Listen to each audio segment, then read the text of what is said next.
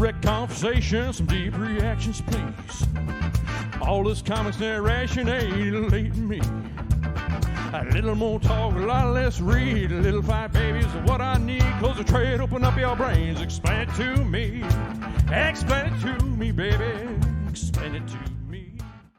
Thank you, Vandello, and welcome once again to RetConversations. My name is Josh Wasta, a.k.a. Fallout Fieri. And do you know how you told her you'd hold her until you die? It's Leia Cameron. Hello. But you're still alive! Oh, man. And our special guest for today, the last time I introduced him on the RetConversation show as his graphically novel introduction, he didn't like it. So I made you a Leia Cameron introduction. Ooh. While Leia is, it's song lyrics, so he's just a notch in your bedpost, but you're just a line in a song. It's Bear. I get Fallout blood. What up? Graphically Novel in the house? That's right. We have three of the four. The fourth is on the road to Chicago. Idiot son, adopted son's 40th birthday, to which she is driving 4 hours there, spending some time, and then driving 4 hours back today. So, yep, we're with you in spirit. But, she doesn't necessarily have to be here for the shit show that will be. It's saying that she's not really. Are you saying I don't want to add this one to my green collection? You might want to, because there's a highlight. Okay. There. But today we are doing Absolute Carnage. There, I gotta ask you a question. Mm.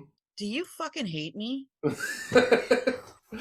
Are we beefing? Like, what? Leia, I love you, but Josh was like, hey, we need to fill a spot. How do you feel about Absolute Carnage? I'm like, what the fuck is that? Well, no. You have mentioned it before, because the only thing you know about it is eventually, in this comic, Hulk gets a symbiote. Fair. Oh, I see. Okay, that was the rationale. Okay, That was the impetus. No. I thought perhaps you wanted me to feel pain. I mean, not unless you're asking for it. Someday on this show, we'll do a Spider-Man story that you actually enjoy. It will happen. Today is not that day. They do exist. But it will not be this day. Let's... And one day, years from now, lying in your beds. Sorry. I'm like in a Braveheart. Oh my god, I haven't watched that in so long. I did not even remember that was what that was from. Right. So, for those of you who are tuning in, who this is your first show, may God have mercy on your soul. Oh. But also, this is how the show works. The presenting professor is Professor L today. Leia will take Bear through the entirety of the Absolute Carnage storyline. Bear has the power to stop the show at any point, pull the emergency brake, and ask the important question: why isn't Black Bolt black? You can't just ask people why they're not black. I can if they're white. Yes, he can ask any question like that, or like any other question that comes to his mind, or make smart-ass comments, whatever he wants to do. If it is a question, it is my duty as the assisting professor, Professor J, to answer his question. If I do not have an answer, I might kick it back to Leia. If neither of us have an answer, we throw up our hands, wiggle our fingers, and go, comic books! Which, surprisingly, we did not have to do at all for Red Sun. I was surprised. Yeah, we're going to be doing it a lot today. So, the story is Absolute Carnage. The professor is Professor L. Professor L, take it away. Okay, so this is a series that was written by Donnie Cates, and this wrapped up in 2020. Started in 19, wrapped up in 2020. My opening note here says, and I was having such a nice weekend. So let's just buckle up and get into it. We open on Eddie Brock, who is explaining the plot to us.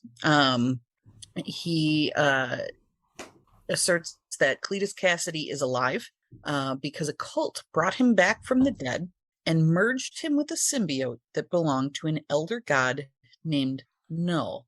Okay, Knull. I'm already confused. Uh-huh. Why, in the good name of God, are we bringing back a serial killer from the dead, and how?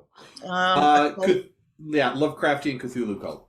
Oh well, I'm more entertained. Yes, literally worships an elder god is actually what it is referred to. But imagine if the king, the source of all symbiotes, was a Lovecraftian elder god. That's what these people worship. Oh, okay. Yeah. Good. Yeah. So we've got Shub-Niggurath as a... Yes. All yes. right. So it's an elder god named Knull. Knull is the person who created the god that created the symbiotes. And he is a god to them. But they have imprisoned him inside of their planet. This seems whack. It's never really explored, at least not in this book, but we'll just roll with that. Carnage wants to wake the elder god Knull. He also explains that anybody who's ever worn a symbiote has a piece of it inside of them, and Carnage's goal is to collect all the pieces to reconnect them to the symbiote hive mind and wake up Knull. You got that? No? Okay. Great. We're going to have a fun time today. I'm okay with this so far. I'm sorry, Leia. Okay. All right. I'm down. That's only the first page. Okay. It just goes downhill. It's like it's the roller coaster ratcheting up the first incline. Is that what I'm hearing? Well, that's kind of when the attendant kind of checks your seatbelt. Okay. Yeah, he also starts listing off some of the groups that have had a symbiote. Okay. And it's not great. Yeah. So Eddie, we cut over to Eddie, who is in Rikers Island prison now. A guy named Lee Price picks a fight with him and inexplicably has the Venom logo on his chest. I am not certain if this is supposed to be a flashback or what. Anyways, Eddie rips the symbiote off of him and then turns into Carnage. He then kills a bunch of people and breaks out of prison. A bit later, Carnage sees Spider-Man slinging around the city and decides that he wants to start with killing him. Okay. Choices were made. And there's another jump, and Eddie is explaining to a kid the plot of this story in case we didn't get it the first go round. Knull is powerful, Knull is bad, Knull wants to kill everything. Whatever. Eddie calls the little piece of symbiote left behind in every one of its hosts the Codex. So every person who's ever had a symbiote has this little Codex piece inside of them, like a little leftover bit, I guess I don't even know I don't even know how to describe it. But it's listen, I have many points of programming, old programming languages that are floating through my head, but I'm not going to bother people with that level of nerddom. Yes, it is trace code. Yes, basically. Yes. Also, the person that Eddie quote unquote killed, since that's actually Cletus Cassidy, and Cletus Cassidy can make himself look like anybody else, so can basically mask himself as other people. He's masked himself as Eddie Brock. The Price guy has a symbiote, is a bargain basement Venom that has had a symbiote, due to some symbiote. Yeah, due to some storyline somewhere, and is in prison, and then Carnage pulls the symbiote out of the guy killing it. So he has two codexes. He has the original Carnage, and now he has this Price guy. This dude, yeah. This fucking guy. So it turns out that this kid that Eddie is talking to is his son, Dylan. As they're walking, Eddie's picture appears in Times Square saying he's wanted for the murder of Lee Price, but it wasn't Eddie, it was Carnage. In my notes, because I am wholly full disclosure, really completely unaware of a lot of the symbiote stuff. My notes say, why did Carnage look like Eddie in prison? Who the fuck knows? This is a new power, looking like other people. This is a new symbiote power. Because I was like, it's not the first time we see something like this happen in the Right. This happens multiple times over the course of the story, but it was never really explicitly stated he can make himself look like other people.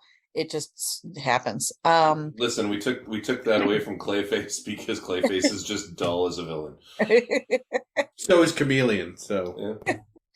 So it's about this time that Eddie and the kid start to run because they're being followed by somebody. Like all of a sudden his face is all over Times Square and somebody's after him.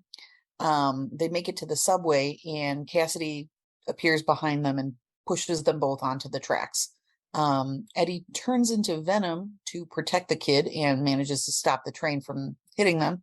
Venom informs us that he has apparently bonded with dark magic and is better now. I assume that took place in a previous storyline. I don't know. I don't really care. Not even something that I know about. Yeah. So. He just is like, I bonded with dark magic. I'm better now. Anyways, let's go do some stuff. So that's what happens. Okay. I can't even stop you on that one because I'm just like, wait, what? No, hold on. No, sorry, we don't know either. Moving on. Eddie isn't really thrilled about Venom returning and kind of fights the bonding a little bit, but ultimately allows it. The cops are here. The subway explodes. It's Carnage. They fight. Carnage is, quote, wearing the Grendel. I don't know what that means. I assume it's a form of symbiote that's like more powerful. But again, this is really not explained in the plot whatsoever. Carnage. They misspelled Grendel is what they're wearing the Grendel. The fleshy fun bridge. Yes. So Carnage nearly kills Eddie in this fight, but at the last minute, Eddie, who's still wearing the Venom symbiote, grabs the third rail and kind of electrocutes Carnage, which takes him down long enough to escape with the kid. The kid incidentally thinks that Eddie is his brother, and Eddie has not told him that he is his son. This is also not really explained, and I assume this takes place in another book as well. They go to an apartment building, which I must note is number 616. Yep. And Miles opens the door. Miles Morales opens the door and gets Peter Parker. I guess they live together? I don't know. Question mark, because they don't in the Peter Parker comics. Right. It was like, oh, okay. I guess it was just to establish that Miles is here. Okay. Peter expresses how much he hates symbiote stuff, and Peter, I'm fucking with you. This is the message that I got yesterday. Randomly, this panel out of this panel of Peter Parker saying, "Ugh, I hate symbiote stuff so much, just so much." Peter, Eddie, and Dylan go to a diner to discuss the Carnage awakening Elder God problem. And Dylan, for no real reason, kind of just straight up hates Spider-Man. Not really explained. So Dylan steps away from the table, and Eddie tells Peter, just kind of out of the blue, that the kid is his son, and the kid doesn't know he's his son. So that happens. So Peter Parker knows that. Peter encourages Eddie to tell him, but Eddie declines due to reasons. A news broadcast interrupts their conversation, showing a large mass grave of exhumed bodies that are in what they're calling the nest. One of them is Angelo Fortunato, whose name I don't recognize. I was going to say that name sounds familiar from something. A lot of mobsters, some of which had symbiote. Okay. Yeah, and there's also people from what's called the Life Foundation, which I've also never heard of before. So the Life Foundation is a foundation that I think that was the Mr. Negative, and it led to Anti-Venom, which was Eddie Brock, who had a white symbiote suit. Everything about what you said I had already pictured in my head before you said it, and I hated it. And then the only person whose name I do recognize is Thunderbolt Ross. They dug up William Hurt. Again. Yes. How many times has he died now? Twice? At least. At least twice, maybe minimum, 3 times. Minimum. Dying all the time is like a Hulk thing. Yes. Yeah, for all Hulk characters, yes. Yeah. Sorry, go ahead, Leia. That's okay. Eddie realizes that they are all people that have at some point or another worn symbiotes and died, which shows that even the dead are Carnage's targets to get these codices. He's worried that Annie's body is in there. Who's Annie? His ex-lover and Dylan's mom. Okay, yeah, because my next note here says, this story sucks nards. It's very vaguely implied that she might be Dylan's mom, I guess. Yes.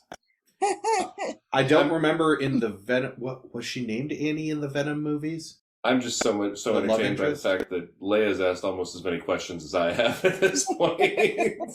One thing I will say about this story too, and I had a feeling this was going to be the case, and it was confirmed when I started reading, is that this is not what I would consider a story for beginners. Like, if you are interested in Venom, Carnage, all that stuff, and you're like, where should I start? Do not pick this book up.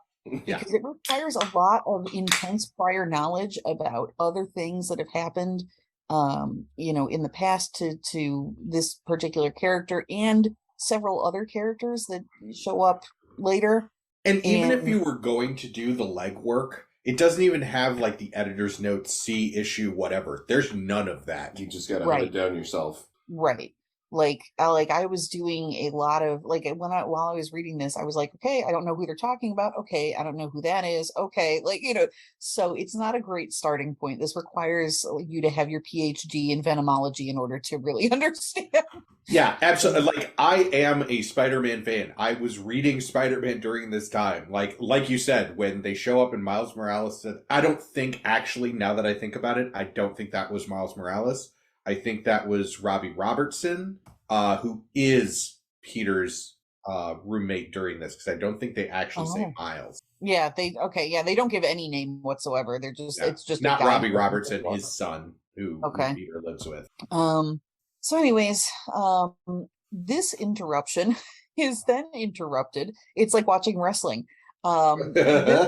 This interruption is interrupted by some robbers who Spider-Man just kind of beats up as he's talking, as he often does.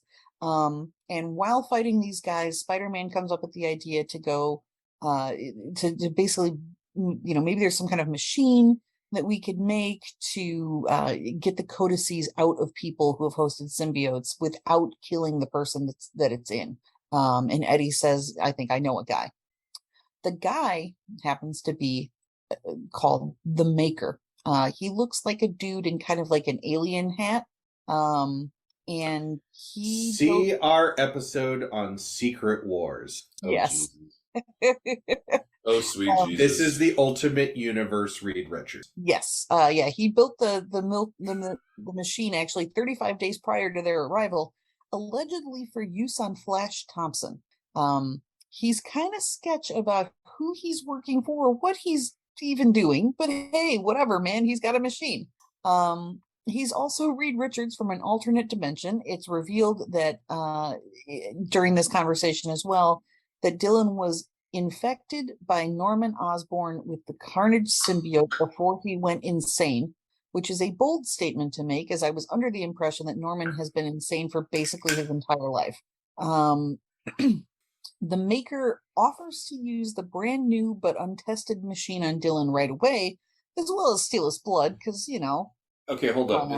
Is this just like a Spider-Man thing where we invented something, we haven't tested it, and now we're just going to use it on a person? Yes. That's a Marvel thing. Because I've been reading some for, spoiler alert, our Morbius episode that's coming up.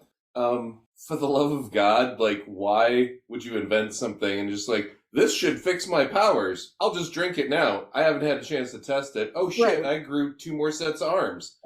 Yeah. Like it happens all the time. Captain America, Hulk, this guy. Almost happened at the end of the She-Hulk show, but She-Hulk saved it. Right? Yes. So back to formula. Sorry. So he offers to use this machine on Dylan. But Peter and Eddie say absolutely not. And he gives them the option to go get another higher profile Carnage target instead to use this. At this point, some exposition occurs in the story. Norman Osborne infected himself with Carnage and called himself the Red Goblin. He also infected his grandson, Normie. Is there anyone who has not worn a symbiote in 616? Question mark. So this is, in fact, one of the things that I do actually like about this storyline. Because everybody gets a symbiote. Because throughout the history, since the symbiotes were introduced in the 90s, fucking everyone has gotten a symbiote. So, like, the sheer idea of Carnage has to go around and rip these little pieces out of every person that's ever had it is hilarious. Because he's basically just going to go and kill everyone in New York. Yes, that seems to be the case now. Like even the lowliest, street sweeper and taxi driver has at one point had a symbiote in the city of New York. Yes. And there's only one logical answer for this: more symbiotes. That's right. So let's not get ahead of ourselves. Spoilers. Again, remember, I have not read this. I know.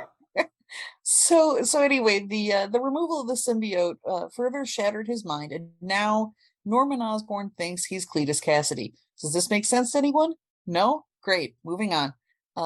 They decide they have to break Norman out of prison because Carnage is coming after him. There needs to be a bingo card that just has random psychological psychological ailments. And then as you read Norman Osborne in comics, see how quickly you can get a bingo and or a blackout. Right. Yeah, so this is weird. That must have happened recently, the whole Norman Osborne Carnage thing, because this was the first I heard of it.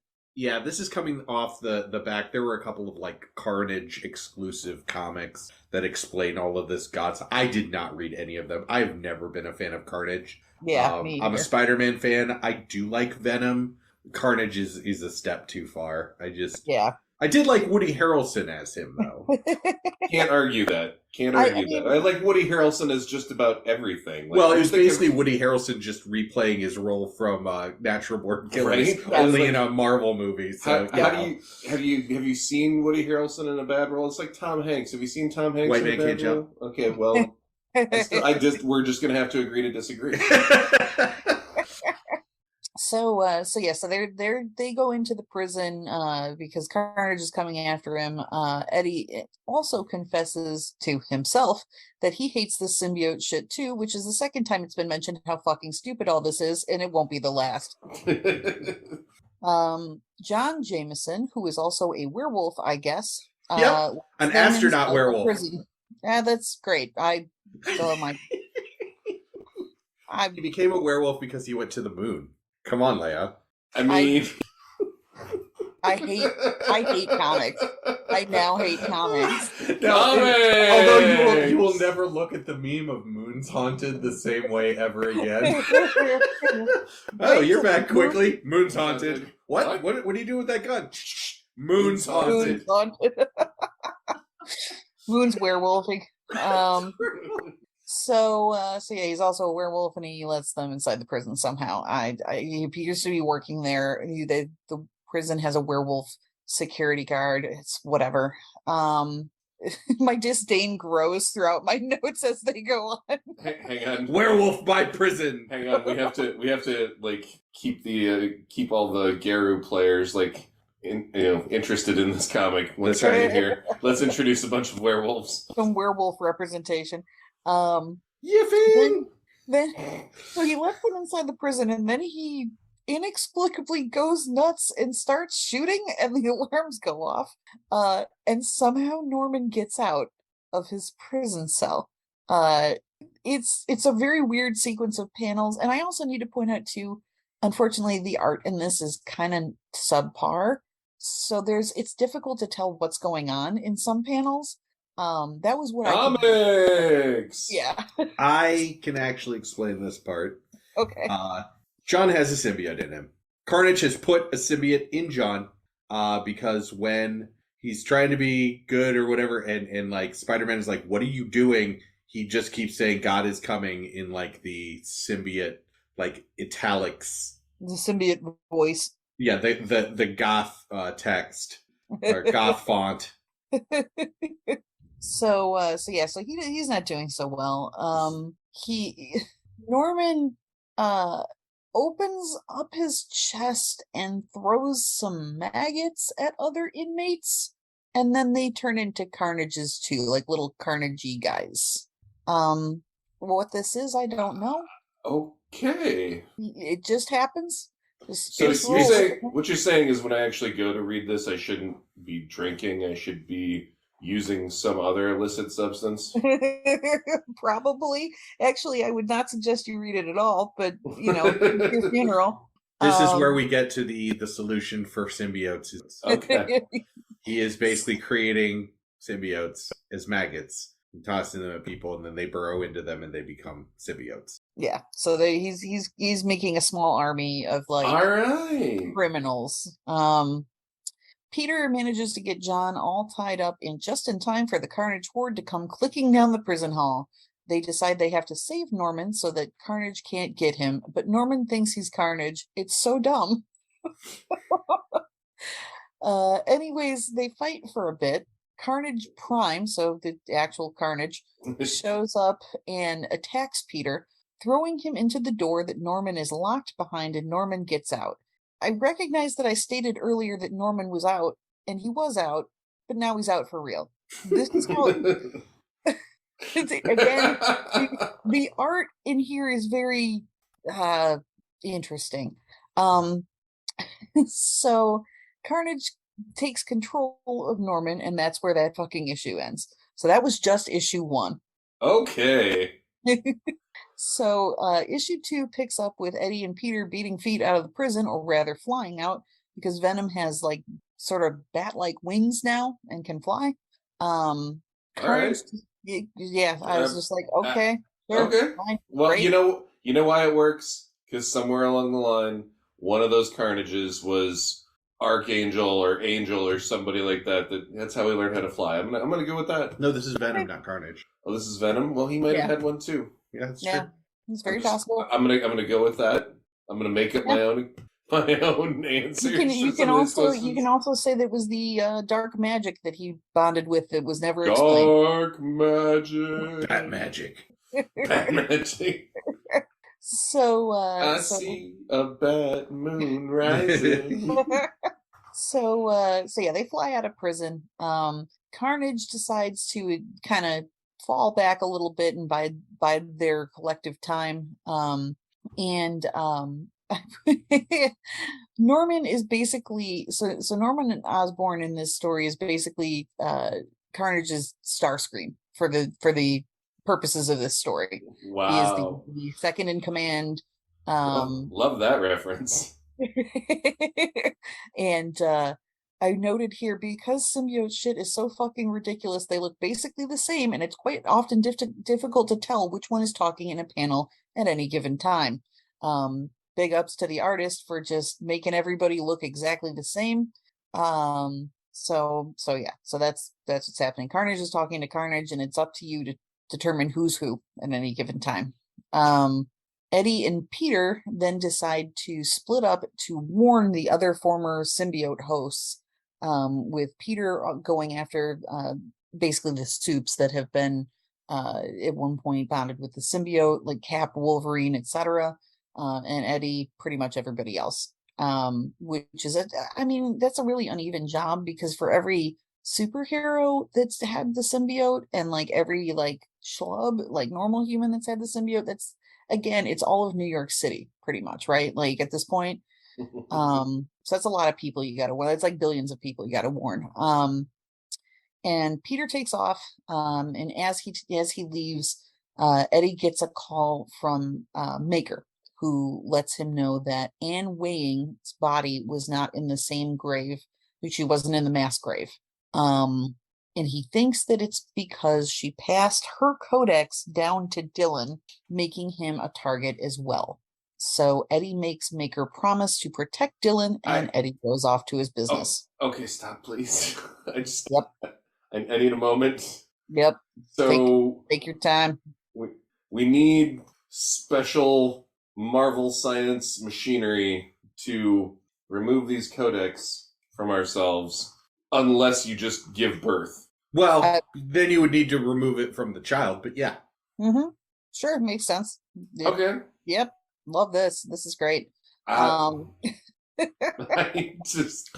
This is just more reasons not to have children. I think I need a shot of bourbon in this beer is what I think I need if I'm going to keep going. Anyways, please continue. Yeah. Okay. If you insist.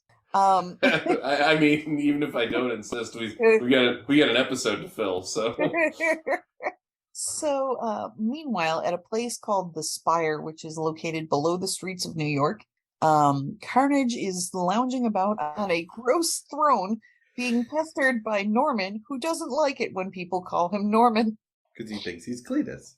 Carnage tells him that he's going to get everyone's codex, and the next panel has several characters on it that I'm supposed to recognize but don't, who I assume were all previous symbiote hosts. Actually, I take it back. I do recognize 3 of them. There's Miles Morales, Deadpool, and Scorpion. And Prowler. And is that who that is?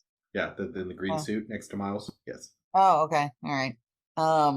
We then cut to Miles and is that Prowler or is that Scorpion? That's Scorpion. Okay. Wait, do I care who Prowler or Scorpion are? Prowler is Miles Morales' uncle. Oh, okay. Gotcha. I remember that now Scorpion, from Spider-Verse. Scorpion was Venom for... Scorpion. Yes, and he was Venom for a while. Because why wouldn't you? Right. He's a resident in New York City. It's legally required. Yeah, right. Well, plus the name, I would assume that, So we cut to Miles and Scorpion, who are fighting like about 24 or so symbiotes, Carnage symbiotes, and they're not doing super great. Although Miles realizes that his electrical blasts that he can make are somewhat effective, but then he gets kind of overwhelmed. Scorpion, being kind of a puss, decides to try to dip out of the fight, but Venom shows up and literally throws him back into the fight, right into Carnage's arms, who then stabs him with his tentacles or whatever. This causes him to not be able to feel his legs. So it's implied that he's at least partially paralyzed by this injury. Venom picks him up and carries him out when they realize that they've lost track of Miles in all of this to do. They turn around to see Miles... You weren't allowed to leave until we found out that we're missing the kid. Right. Where'd the kid go? Shit, now I gotta carry your legless ass out. Yep, and that's exactly what happens, because Miles has been overwhelmed by the Carnage Horde and turns into a 6-legged Miles Morales Carnage. He is the only character that is visually distinct as a Carnage symbiote in the entire book because he's still wearing his spider suit. That's where issue 2 ends.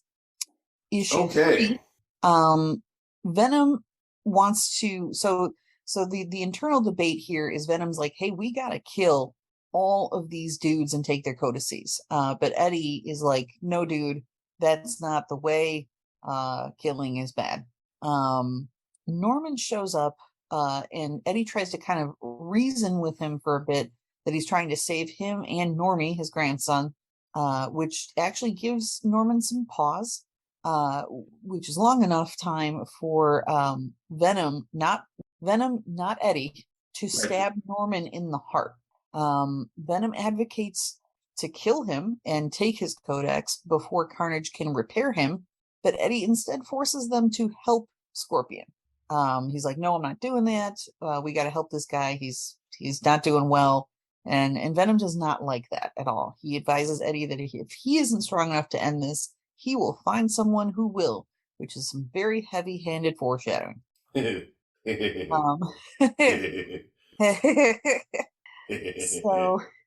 So Eddie takes Scorpion back to Maker's place.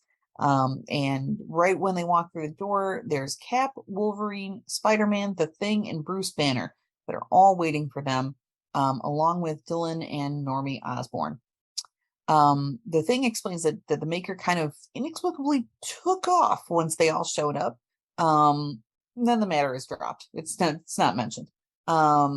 Dylan now also has Oh a yeah, weird yeah. He thought you guys had it covered, so you know. he's you like don't- he's like you I'm don't- out. You don't need me anymore. Dylan now has a weird ass cat named Sleeper, which is explained in another comic I don't care to read. So the cat can talk and has 4 red eyes. He does not feature into the story again at any point. He shows up for like 3 panels and is like, "Hello, I am a cat." Who can talk." He's a symbiote cat. Sure, great, love it.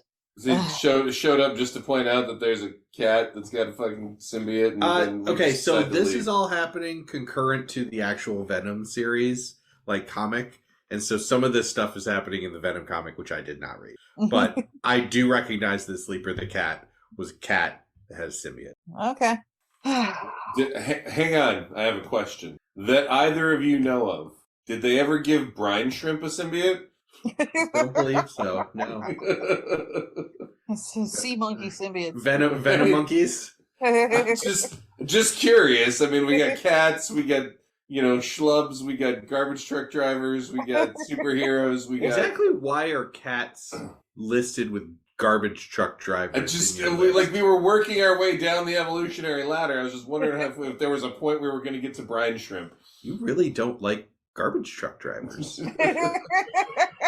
The lowest form of people on earth. No, that's not correct. I respect all garbage truck drivers. They do a job that I would not be willing to do.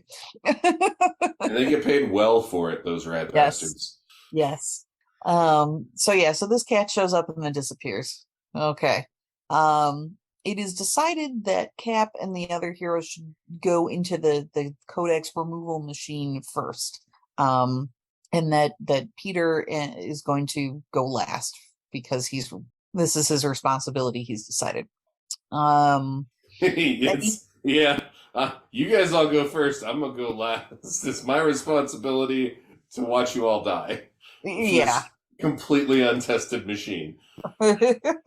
So Eddie has another brief conversation with Peter about whether or not he should tell Dylan that he's his dad, when they're interrupted by Eddie, and the other Eddie turns into Carnage because Carnage again was masking to look like Eddie, I guess. Why? Yep. How?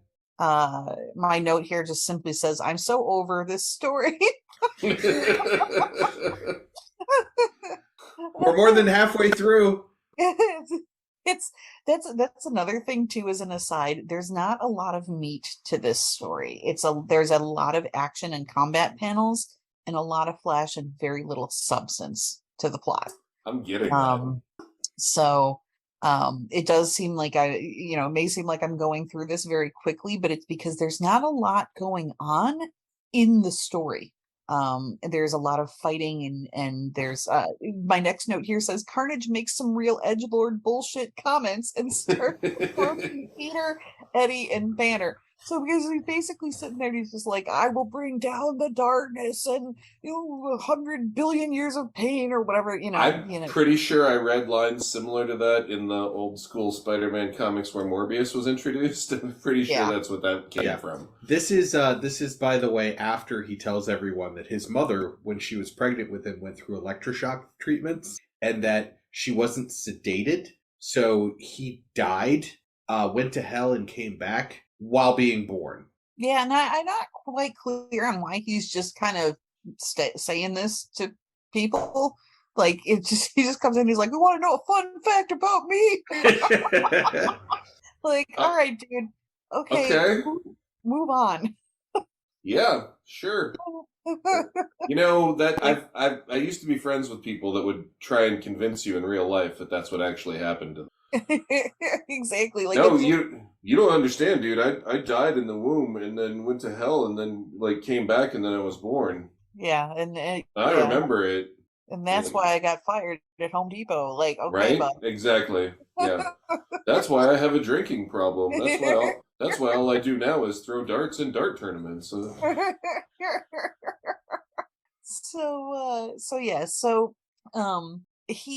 Carnage approaches Peter, Eddie, and Banner, and Eddie is refusing to let Venom come out and fight under the guise of like, "No, I have to protect my son." This is weird, but all right. So Venom is pissed by this, and he jumps onto Banner instead, creating a symbiote Hulk. So there's your moment. There's your moment. That's what I'm here for. And that is how issue 3 ends. So there is a honestly brilliant panel of Venom Hulk, because he has said, "I am no, we are Hulk." Yes. Nice. And it's got like the brick Hulk. Like nice. So what you're saying is I can just like flip to the middle of this graphic and then just like start from there and read the last page 115. Okay. Go for it. So yeah, that's how issue 3 wraps up. Issue 4, Venom Smash. Literally Eddie, says it. Yeah, he does.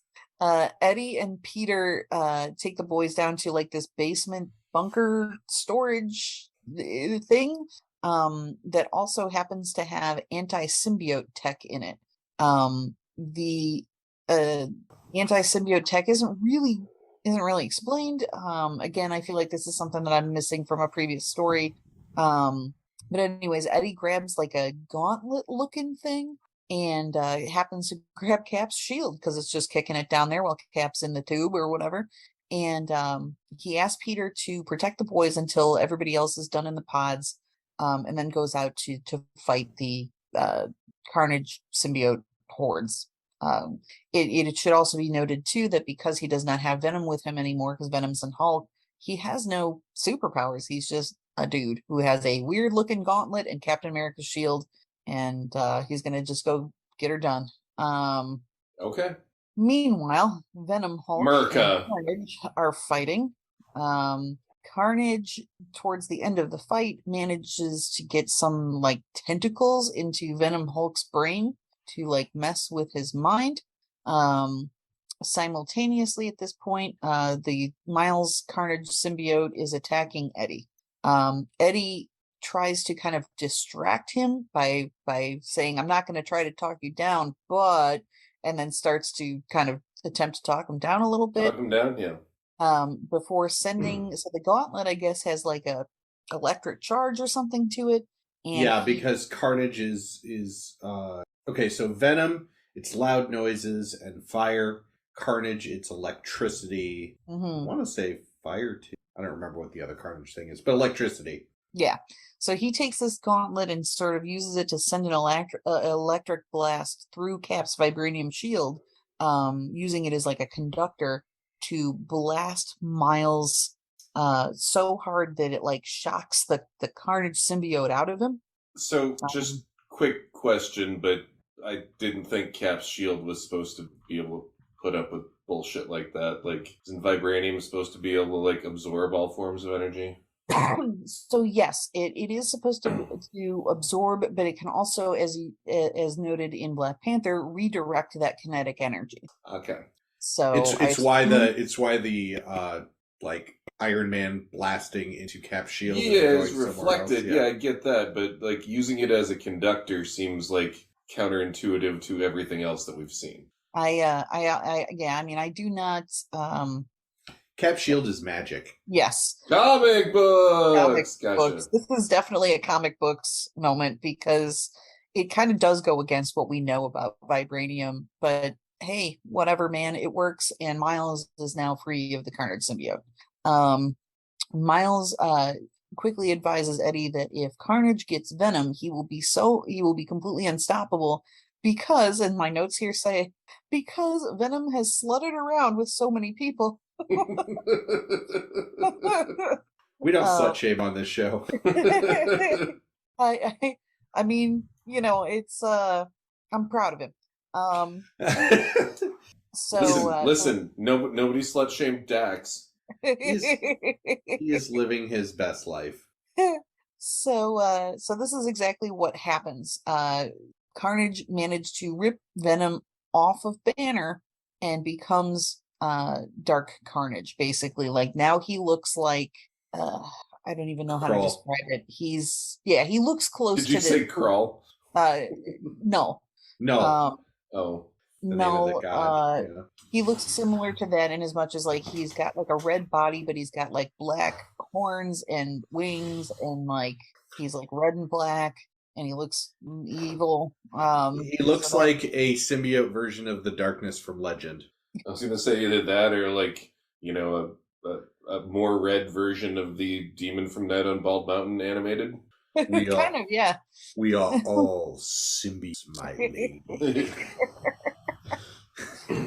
So, just when it looks like all is lost, Steve Rogers, Sweet Cinnamon Bun, Light of My Life, arrives with the other heroes, because they are now done with their time in the Dakota Sea removal machine, and they join in the fight as well. Miles then reveals that the machine that the maker made does not destroy the codices it extracts. It's been collecting them. Okay. So that's what's happening. And since the maker has dipped out, we'll get, there's nothing here makes sense. So he made this machine to extract the codices and collect them and then leaves town. Osborne, meanwhile, Norman Osborne Carnage manages to break into the little bunker area where Peter is protecting the boys. As this is going on, Eddie breaks into the machine and gets a bunch of the collected codices, then turns into a winged venom with all of the memories of the power of their previous hosts. So he has we found the shark. So he's like, yeah, I can feel, the power of all these other people that have had it inside my veins. Who is this author again? For the love of fuck. Donnie Cates. He's not good. Donnie has some power trip issues is what Donnie's got. So this I get it. He wanted to make Sylar. It didn't work. He really liked heroes. He needed another way to make Sylar come to life. This was it. So this winged venom goes after Dark Carnage, who can also fly, and that's how issue 4 ends.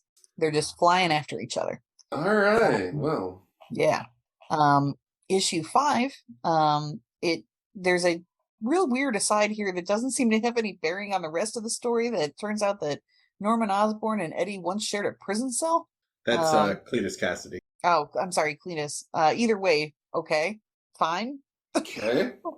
We didn't really need to include that, but maybe they just needed to fill space. Eddie and Carnage fight, so there's a lot of combat going on here, and it is noted that both of them can kind of sense the hive mind of the symbiotes as they're getting more and more of these codices. I just want Knull to show up and just obliterate at this point. So I'm there for this. So more heroes show up. I only really recognized a couple in here, including Cloak and Dagger, Deadpool, Iron Fist, Captain Marvel. Oh, and it's fucking Morbin time. Morbius is here. Yep. Captain Marvel, Scream, who's like the symbiote lady at the top, Iron Fist. So why is the symbiote lady not affected by this? Okay, because I also was like, that looks like a symbiote. I'm pretty certain that's a symbiote. What's going on with that? Never explained. They pretty much only show up on this one panel. They're like, we're here to help, and then disappear into the ether. Meanwhile, in the bunker, Spider-Man knocks Norman out and then suddenly passes out. And the symbiote somehow reawakens. Dylan then inexplicably explodes it with his mind while informing it that he hates this symbiote shit. Mood, bud. Then after doing this, Dylan passes out. So Normie is just there by himself, like, oh no, people are unconscious. More fighting happens, and Carnage reiterates his desire to kill Dylan. He informs Eddie that if he is killed, he's still collected enough codices to awaken Knull. Now you got me doing it, Josh. Mm-hmm. If he lives, he's still collected enough codices to awaken Knull. So Eddie has a choice to make. Either Carnage kills Dylan or Venom kills the world. Eddie chooses B. Please be. And he chooses his son's life immediately. He does choose me. Yeah. He then uses his codices to create what I had to Google was a necrosword. Because I was like, I don't know what he's doing there. Please explain. It looks like T-Man sword. Okay. I got nothing. Necroswords. This is all King in Black Space Marvel bullshit. All of this symbiote shit that I don't know is all Space Marvel bullshit. Okay, I do remember when we did Guardians of the Galaxy, there was just so much bullshit. Yes. I feel like the Necrosword has shown up in something else that we've read, and the Demon Bear story. I feel doesn't what's her name have a Necrosword? Magic. No, that's not a Necrosword. It's a different thing. The Necrosword, was that the God Killer weapon in Thor: Love and Thunder? Might have been. Was that the Necrosword? Yeah, I don't know. Could have been. It's one of those things that sounds immediately recognizable, and yet I cannot place it in any particular story or event. I mean, I was drinking when I watched Thor: Love and Thunder. I mean, there is, after about the second, like, I'm jumping through the air and I'm crashing into just a sea of enemies. Like, I was just like, okay, well, we need beer. Yeah. So he has a Necrosword. He fashions these things into a Necrosword. And then just straight up murks Carnage as he screams, "Stay away from my son!" Through the spine. I mean, it is a gnarly scene. Yeah, like he's cut straight up in like below the rib cage, but above the hip, through the spine. Yeah. Okay. So this, of course, this action of him killing Carnage does awaken Knull. Knull heads for Earth, surrounded by what looks like a bunch of venom sperms. Yep. I have no other way to describe what this artwork is doing. All right. Giggity. Eddie, for whatever reason, Spider-Man's like, oh, like he wakes back up and he's like, oh, did we win? And Eddie's like, yeah, bud, we won. Everything's all right. But he knows that this is taking place. Everything's fine. Everything's We're all fine. We're all fine down here. How are you? Did great out there. So Eddie then reunites with Dylan, who is quiet for exactly 3 panels before saying, "Did you say I was your son?" And that's where the fucking story ends. That's it. That's the end of the book. Yeah, Cthulhu Fatagan. Yeah, well, this is not great Cthulhu. No. It's the promise of Cthulhu. Yes. Like all of this 5 issues to awaken Knull. Knull awakens and never shows up. It doesn't appear in this film. It sounds like it's bad Spider-Man, worse Carnage, a promise of Cthulhu, and oh yeah, we needed to have the Hulk in here and have him lose. But decent Venom, all in all. Yeah. Yeah. Okay. Venom is fine in this. Like, he's fine. But there's nothing happens. Like, stuff happens, but it doesn't happen. You know what I mean? like the first page of this book is literally all you need to know about the book. It tells you the entire plot on the first page. That's true. All right. Well, I was right the first time. I do not need to add this to my collection of green. No. Yeah. This is not worth it. Yeah. Yeah. Like, and again, it may seem like this was an unusually quick, story, but there's so much superfluous crap that kind of goes on that it just seems like a lot of stuff is there to fill space. And also there's a lot of action. And in this podcast, we do not laboriously detail fight scenes because there's really no need to. Because there's no good goddamn reason to. And it sounds like half of each issue was a fight. There are a couple of cool Cap moments that we didn't go over, like while Eddie is holding off everybody, like with Cap's shield and the Shocker Gauntlet, like when Cap shows up, he's like, "Hey buddy, you've done a really good job. Now can I take that from you? Can I have a go?" Like, basically he asks if he can have a turn with his own shield. I just love it. I just love him so much. Eddie's like, "Yeah, man, here you go." Every time. So we've read many stories where Captain America is not like the main character, but he does show up. And I feel like every time he shows up, it's to do something just sweetly brilliant like that. Be like, "Hi, buddy, you're doing good out there. Can I help you?"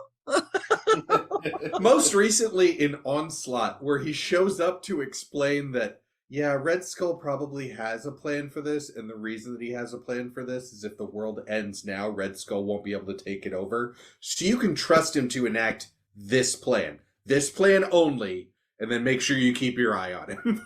Yep. Yeah, no, it's great. So I was happy to see him because that was my brief light of sanity and normalcy during the course of this book. I honestly, I don't know that I've heard of a more just ridiculous storyline since we did All-Star Superman. Yeah. Which was lost to the nether. I mean, yeah. I mean, nobody wanted to go back and do that again. Yeah, it's true. So, Bear, how did we do explaining Absolute Carnage?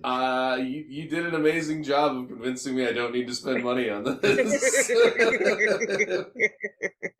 I will say there are good symbiote storylines. The first collection, like actual comics that I ever collected, was the Maximum Carnage from the 90s. It's campy in a 90s way, but it's really fun. It's like the beginning of like Carnage being crazy and shit.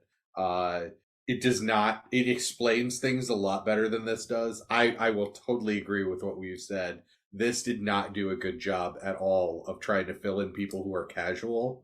Yeah, no. And I'm not even casual. Like, I follow Spider-Man, and I didn't know half this shit. Your hosts are all just like, listen, we're not casual, and we're wondering what the fuck is going on. Yeah. Like, I mean, I can't. Again, I'm not overly familiar with Venom, Carnage, the whole symbiote, whatever. But I have at least a basic working knowledge of it. Like, at minimum, I've seen both the films, and all of this was completely incomprehensible to me. Like, I read it twice. Not because I enjoyed it so much, but because the first time I was like, did I just forget how to read?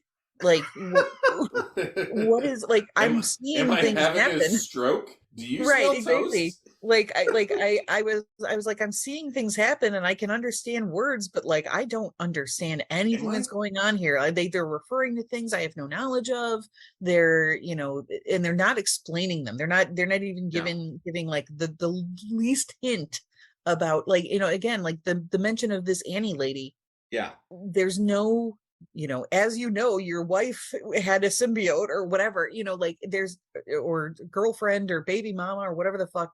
The relationship is not explained. The reason that Eddie is so upset about her potentially being this pile of exhumed bodies, not explained.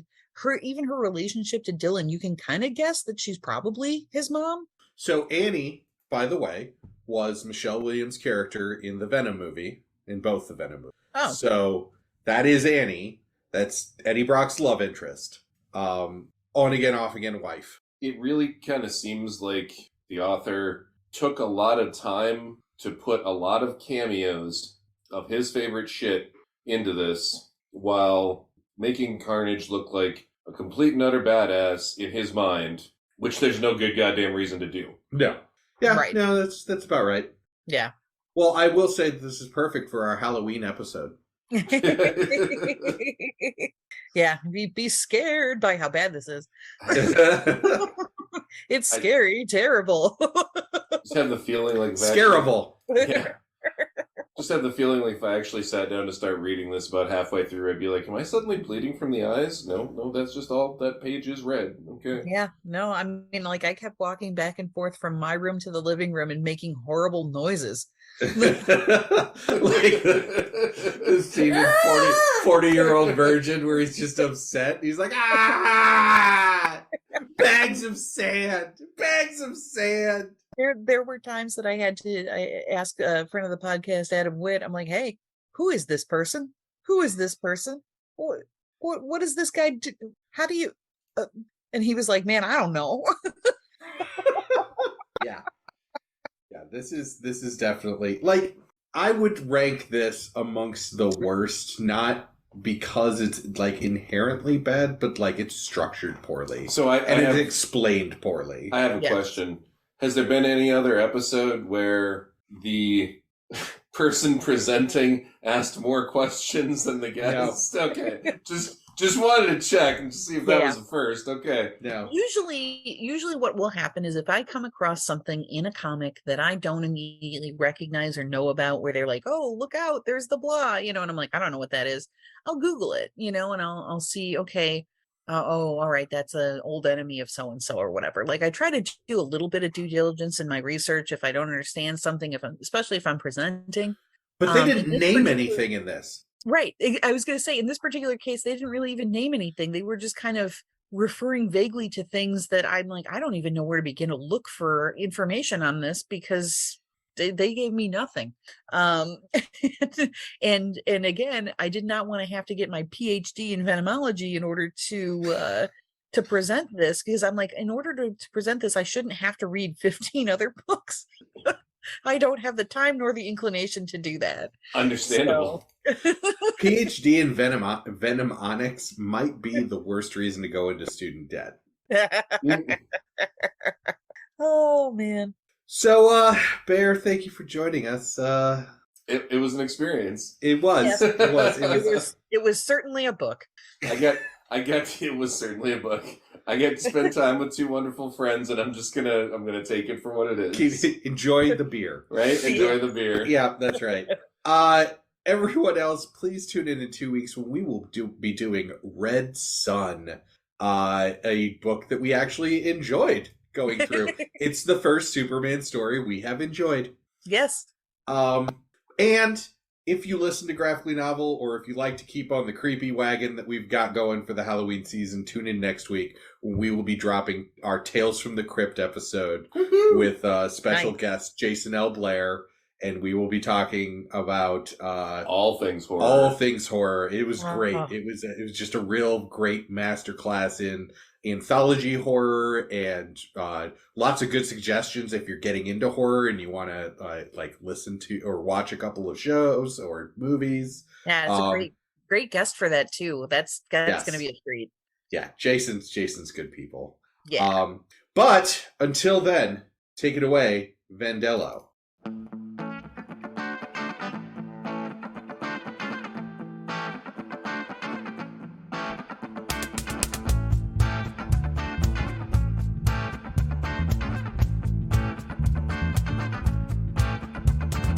Little RetConversations, some deep reactions, please. All this comics narration alienating me. A little more talk, a lot less read. A little fight, baby, is what I need. Close the trade, open up your brains. Explain it to me. Explain it to me, baby. Explain it to me. Explain it to me, baby. Explain it to me.